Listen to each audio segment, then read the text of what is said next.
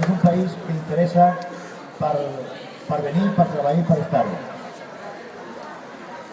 Crec amb les CUP perquè tenen aquesta concepció assembleària i participativa, perquè no és un moviment ni un partit piramidal en el qual la mateixa estructura organitzativa fa que sigui inviable un canvi de model de societat. És inviable que pugui realitzar de forma a través de casta, uns que manen i altres que obeeixen, puguis tenir poder per canviar la societat. És inviable.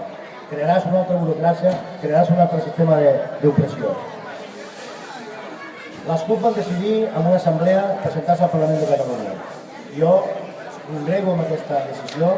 Crec que en política, si tu no fas el pas i no ocupes un espai, altres te l'ocuparan. Per tant, la CUP ocuparà un espai al Parlament de Catalunya, n'estic segur. I això ho veurem el dilluns o bé el diumenge a la nit. I ho podrem celebrar. Ho podrem celebrar prenent moltes copes. Ni que siguin d'aigua. Els que no puguem veure el sol, ni que sigui d'aigua. Ens emborratxarem d'aigua. Perquè les CUP defensen la llibertat, la justícia social i la igualtat. M'he embarcat en aquest projecte, en aquesta aventura, perquè a l'encarcarament dels partits polítics tradicionals i institucionals porten el verí de la corrupció. Les CUP, per mi, igual estic equivocat, són hereves de la tradició dels moviments populars catalans, moviments populars que també van arrelar molt a Andalusia, el joc on va néixer. L'autoorganització, l'assemblea com a motor, ser tamenar i llibertari com ho he dit, l'autogestió, el cooperativisme i l'acció directa. Són patrimoni de les CUP. Perquè les CUP, alternativa d'esquerres, parlen sense cap tipus de vergonyes, amb cert orgull de les classes socials. I només a través de la unitat popular es tornarà a parlar de les diferències de classe i es tornarà a lluitar contra aquest capitalisme salvatge que ens ha portat a un desgavell i un labirint on no sabem ja si som éssers humans o el que som. Perquè les CUP defensen també amb orgull el dret dels pobles a exercir l'autodeterminació i ho lliguen a la emancipació social de les persones, a un canvi de model social, per la justícia i per la igualtat entre la gent. Conceptes, el dret a l'autodeterminació i la independència i l'emancipació social van totalment lligades, són indestriables. Una cosa ha de portar l'altra, si no, cojeamos un poquito, Línia s'ha fet a base d'onades migratòries.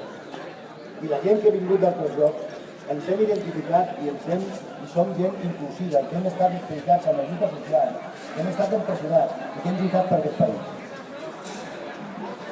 Perquè les CUP, crec i penso, que utilitzen la cultura mediterrània per expressar-se.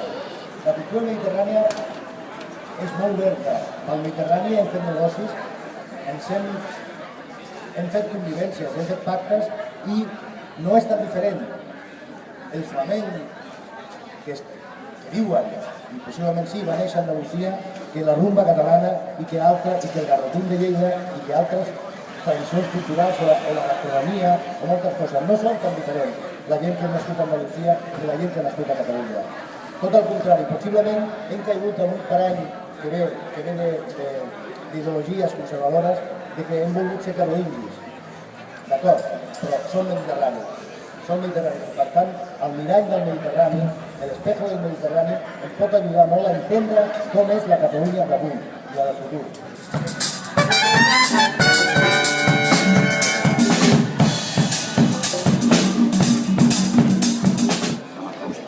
Bueno, t'hem sentit parlar abans. Fem una mica de... Una mica de pinya aquí, una mica de pollo. Una mica de pollo aquí, no? Poseu-lo una mica de...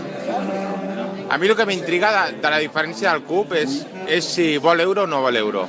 No, ni euros, ni Europes, ni Fondo Monetario Internacional... El dòlar, per exemple, una moneda... Nada. Inventarem una moneda que es dirà el dit català. El dit català, no sona bé això del dit, sona... Sí, el dit català.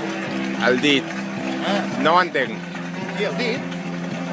El dit sona Hitler, eso, ¿no? No, Hitler era un assassí de persones, de gitanos, de jueus, de comunistes, d'això.